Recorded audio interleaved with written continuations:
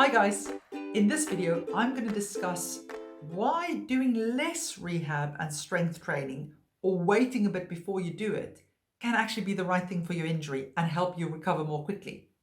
So for those of you who don't know me, my name is Maryke. I'm one of the physiotherapists from sportsinjuryphysio.com where you can get online physiotherapy assessment as well as treatment for your injuries. Have a look at the description of this video. The link to the website is in there. Okay, so injury rehab. Now, everybody, well, most people already, if they on the internet, they'll know that if you get injured, you need to strengthen that injury that you can get back to sport. But I often find that people actually make themselves worse because they're so worried that they're not going to progress and not get better if they don't immediately start with strength training, that they start too early and then they actually make the injury worse. So the key thing that I want to explain today is that you don't always have to do exercises that specifically targets that injured body part and strengthens the muscles attached to that bit immediately. Yes, fine, later on, but immediately it's sometimes better to just do gentle movement and stuff. And it comes in with, it's really important that you understand your diagnosis because your diagnosis will explain to you what type of treatment and rehab and stuff you will likely need to get back to full sport. Now, the second thing that goes hand in hand with this is you need to understand your stage of healing because initial stage is first 3 to 5 days is the inflammatory phase.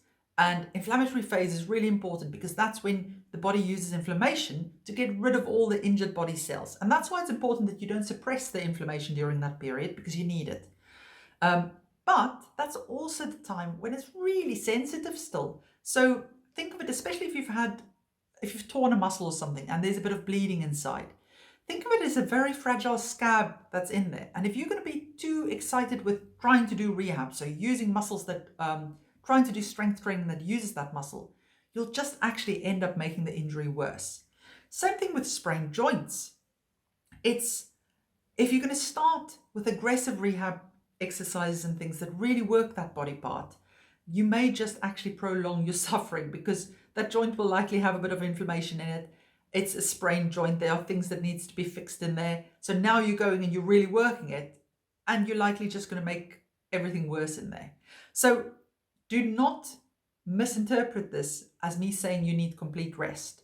You do need movement, and movement is good for especially injured joints, but it's got to be targeted at the right level. So what I often find is just get back to your normal daily activities. And if you can add things, gentle stuff in. Now, what's gentle for that injury will depend on the injury. But if I can give you an example, gentle activities are often things like cycling, bit of light walking, swimming, stuff like that. So I've got a sacroiliac joint that every few years, if I neglect it a bit, it rears its ugly head. And I all managed to combine too much sitting with then getting into Pilates again, and I sprained it a few weeks back. And it was really sore, so I started some of the exercises that I know usually helps it to kind of stabilize and get it happy again. And it just really made it even more sensitive. So after a day or two, I went, yeah, doesn't like this. And then I remembered that previous times that it was like that, I actually cycled. So I went out, had to buy myself a bike because I don't have one at the moment. And I just started cycling. Little pathetic bike rides. It's 8 kilometers, I think, in total. Really easy gear, granny gear, up the hills, down the hills. But just that movement, the first few times I did it, I could still feel back's complaining a little bit and I had to prop myself a bit more upright. But then every time that I did it, in the hours after that and the rest of that day, I felt so much better. I could actually sit more comfortably. I wasn't constantly changing direction. It was just a good day because I'd given it movement, but I didn't go and target the sacroiliac joint specifically. I just gave it general movement. And now, 2 weeks on, that it's really got over that really sore stage, now I've started doing some isometric exercises and stuff, and it's coping very well with that. And I can feel my muscles and everything starting to do what it's meant to be doing there. So that's an example of how specific exercise targeted at sacroiliac joints, it was the correct exercises, it was just not the right stage of healing that I put in there, was not the right thing to do. But general movement, oh, something else I did in that time was just swam actually. And every time, same thing with that. Of course, I avoided stuff like froggy legs because that irritates sacroiliac joints, but just gentle movement, just walking in the water was brilliant. Pain dulling for hours afterwards because it got some movement. So if you're injured, don't feel you have to absolutely start with exercises on day 1 or day 2 or day 3. Sometimes it's good to take some time out and just let things settle while you're keeping active. But the key to that is it's very easy to become phobic to exercise then, that you're worried you're going to make something feel worse again, and that you then avoid all exercise. I don't want you to do that either. It's okay to not do things for a few weeks, but you should see progress happening. So with me, I could see that I could cycle further, I could cycle a bit harder, put a bit more intensity in there. And those are signs that you're progressing.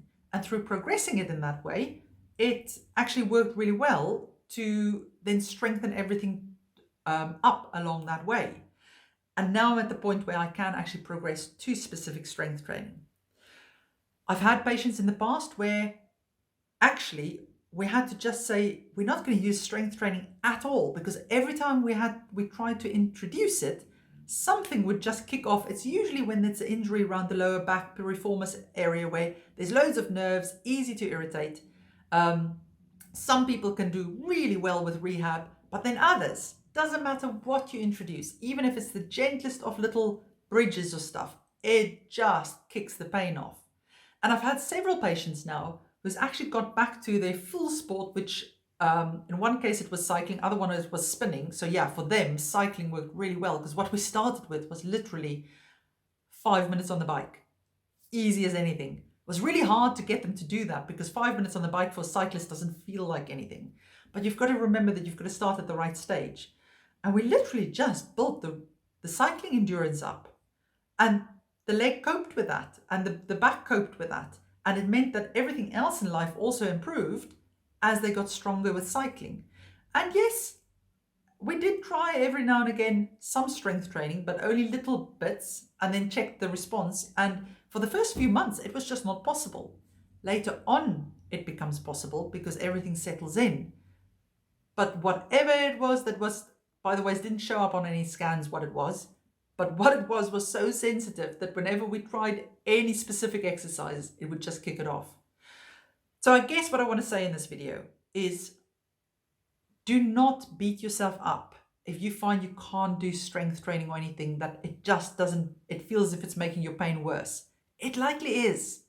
Find other activities that's not so specific to get into first and get yourself moving more and get some fitness through that before you then go specific. So don't feel guilty. As long as you're doing little bits more every day, that counts as rehab as well. It can be useful to work with a therapist with this, who understands this type of thing. So make sure that you find somebody who can help you with this process as well. Brilliant. So let me know if you've got any questions. And if you need more help with an injury, you can always consult us. Link to the website is in the description of this video. Take care.